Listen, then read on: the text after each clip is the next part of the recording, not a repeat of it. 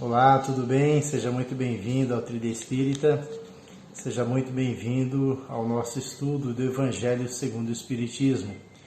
Hoje continuaremos o estudo do capítulo 22, o capítulo que tem como título Não separeis o que Deus juntou.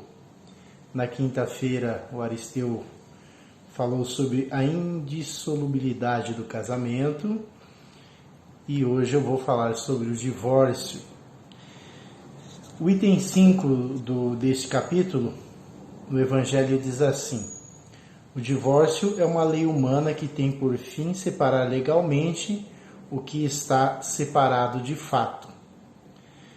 Não é contrária à lei de Deus, uma vez que não reforma senão o que os homens fizeram. E não é aplicável senão nos casos em que não se levou em conta a lei divina.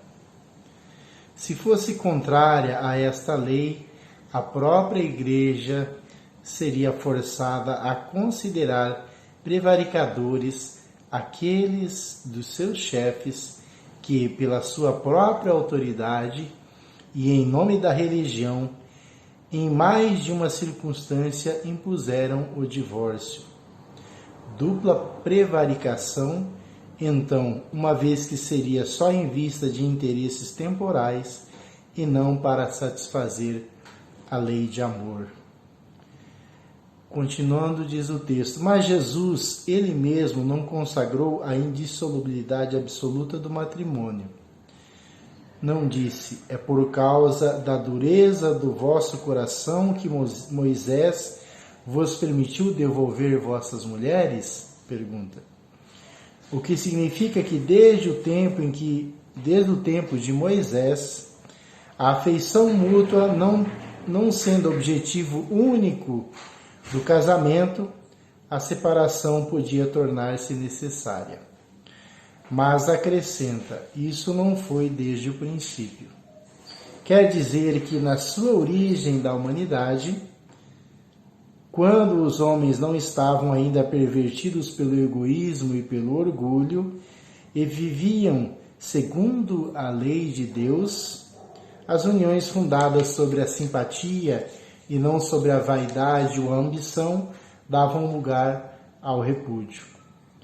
Vai mais longe e especifica o caso em que o repúdio pode ter lugar, o de adultério. Ora, o adultério não existe onde reina uma afeição recíproca sincera.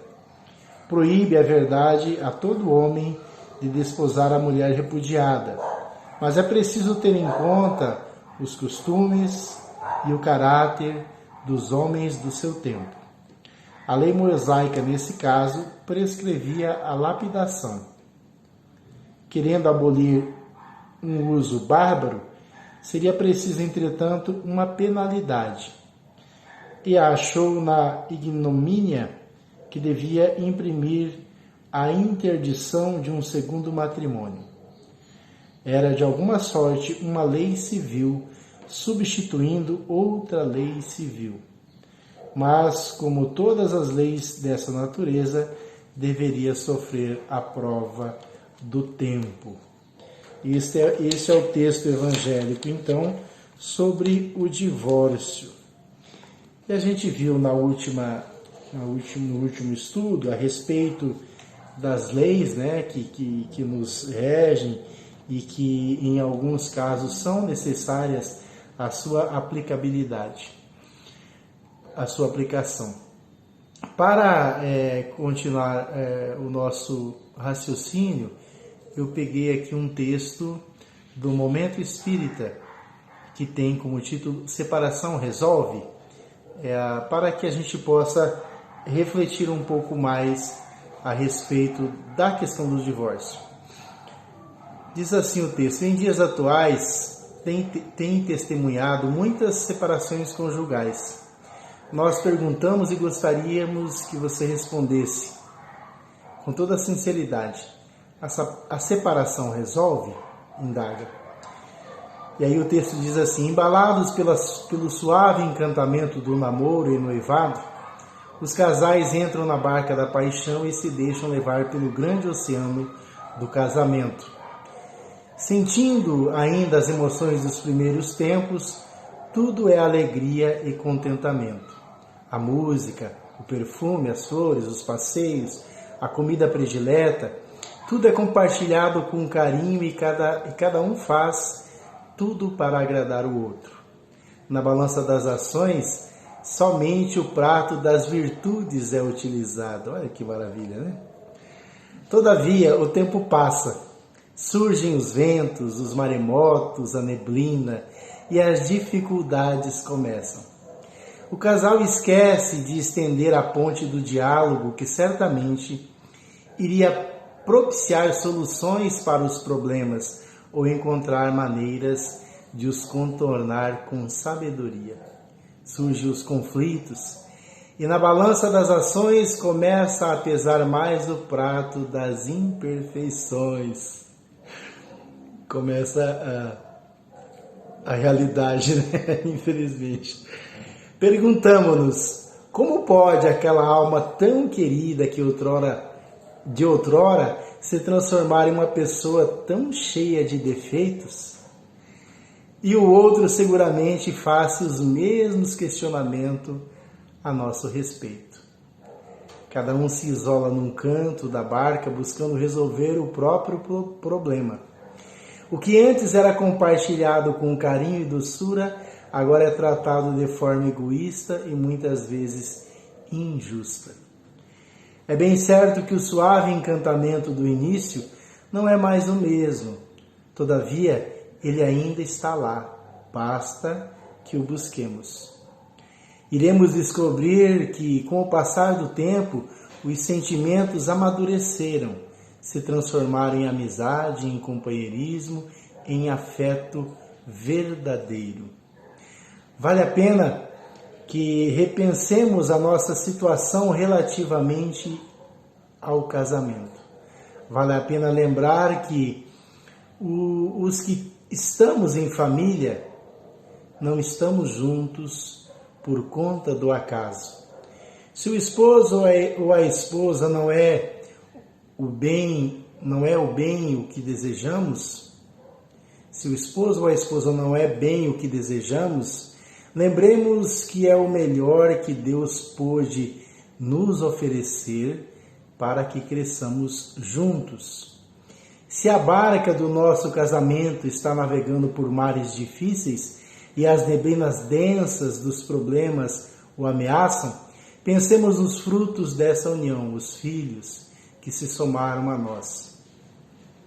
Busquemos colocar na balança todos os momentos de alegria compartilhada, as pequenas coisas que nos faziam rir antes, as tantas vezes que o outro nos acariciou nos cabelos nos momentos amargos, os chás feitos com ternura nos dias de enfermidade, as preces dirigidas a Deus em nosso favor, os cabelos brancos adquiridos juntos, os quilinhos a mais, os vincos à face, os filhos amados. Tudo isso deve ser pesado antes de decidir-se pela separação, causadora em muitos casos de maiores dissabores e tormentos. Nesses tempos de dificuldades, quando as pessoas buscam a separação por motivos fúteis, lembre-se de que talvez os dois juntos superem os obstáculos com mais facilidade se somarem ao invés de dividir. E se o fato já estiver consumado, não se desespere. Busque amar e compreender, rogando a Deus que o abençoe, abençoando igualmente os demais familiares, que são também, antes de tudo, filhos de Deus. Redação do Momento Espírita, publicada em 1/10/2009, esse texto.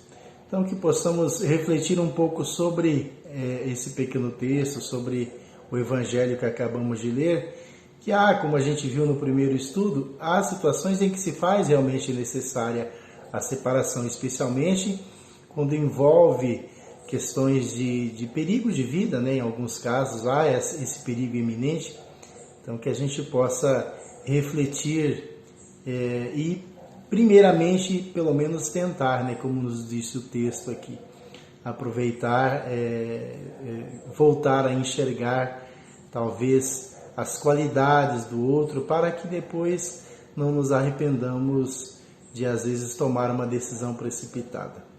Busquemos sempre em Jesus, buscamos sempre com Deus o aconselhamento, né? Às vezes uma boa noite de sono, uma prece, um diálogo com Deus nos fará buscar realmente a melhor saída. Que Jesus nos abençoe a todos.